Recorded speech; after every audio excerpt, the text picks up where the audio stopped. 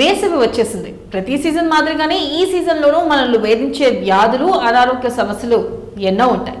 ఎండాకాలంలో chicken pox వంటి అనేక రకాల వైరల్ ఫీవర్లు రావడం సర్వసాధారణం. ఇక అందువల్ల ఆరోగ్యంపై ఎక్కువ దృష్టి పెట్టాల్సిన అవసరమూ ఉంది. ఇక వేసవిలో తినే ఆహారం ఇతర సీజన్లలో తినే ఆహారాలకు పూర్తిగా భిన్నంగా ఉంటుంది.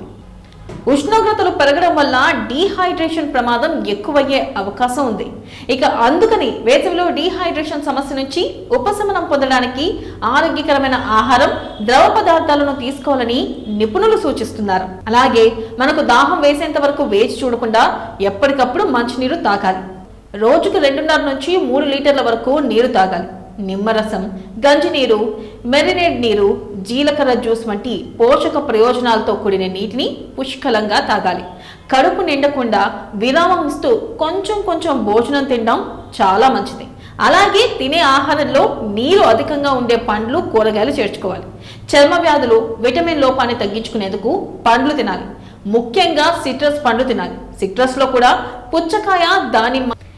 పండ్లలో కూడా పుచ్చకాయ, దానిమ్మ, సీతాఫలాలను వేసవి డైట్లో భాగంగా కూడా తీసుకోవచ్చు. అలాగే పైనాపిల్ కూడా అద్భుతమైన ఆరోగ్య ప్రయోజనాలు కలిగి ఉంది.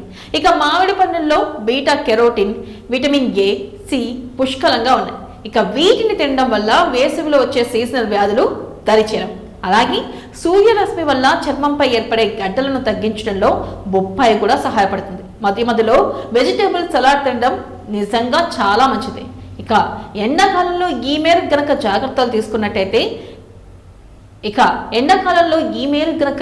తీసుకున్నట్టయితే అటు మన చర్మంతో పాటు ఇటు మన ఆరోగ్యం కూడా చాలా చక్కగా ఉంటుంది.